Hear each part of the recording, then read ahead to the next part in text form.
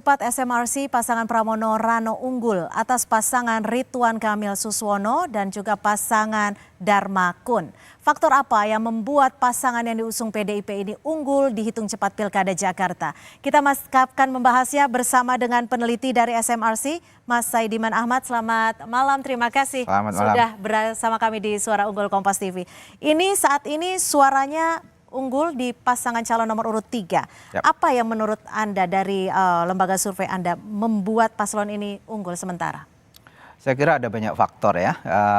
Salah satu yang penting adalah mungkin faktor sosiologis. Kenapa faktor sosiologis ini penting menurut kami adalah karena di Jakarta ini tidak ada incumbent. Jadi publik perlu mencari alasan untuk kemudian mendukung. Dan salah satu faktor yang biasa dikemukakan oleh para political scientist adalah faktor sosiologis, terutama kalau tidak ada incumbent. Kita melihat di Jakarta misalnya komposisi penduduk, demografi misalnya, ada 3 etnisitas paling terbesar di Jakarta, Jawa, Betawi, dan Sunda. Ya. Dan 2 yang teratas ini saya kira lebih banyak direpresentasikan oleh pasangan Pramono Dul, dan terutama pada etnis Betawi.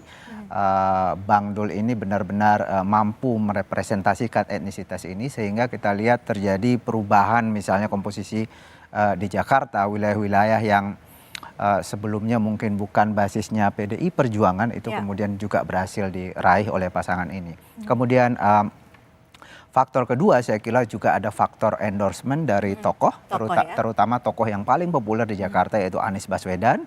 Kita tahu bahwa di awal pilkada itu ada semacam kekecewaan dari publik, sebagian publik Jakarta, terutama para pendukung Anies Baswedan yang jumlahnya sangat banyak karena jagoannya ini tidak maju gitu ya, tidak diusung. Mereka ingin Anies Baswedan menjadi gubernur Jakarta kembali, tetapi tidak ada partai yang sekedar memberi mereka kesempatan untuk mencoblos tokohnya sehingga itu muncul kekecewaan. Lalu ketika Anies Baswedan kemudian mengarahkan dukungan pada nomor 3 itu kemudian berhasil menarik. Dan yang penting dari Anies Baswedan bahwa selama ini Anies Baswedan, para pendukung Anies Baswedan sebenarnya sangat beririsan dengan sejumlah partai yang sekarang mendukung Ridho. Pertama adalah Partai Keadilan Sejahtera, kemudian Nasdem dan PKB gitu ya. Dan kita tahu bahwa di Indonesia bukan hanya Jakarta itu ikatan publik dengan partai itu relatif longgar gitu ya. Party ID kita sangat rendah.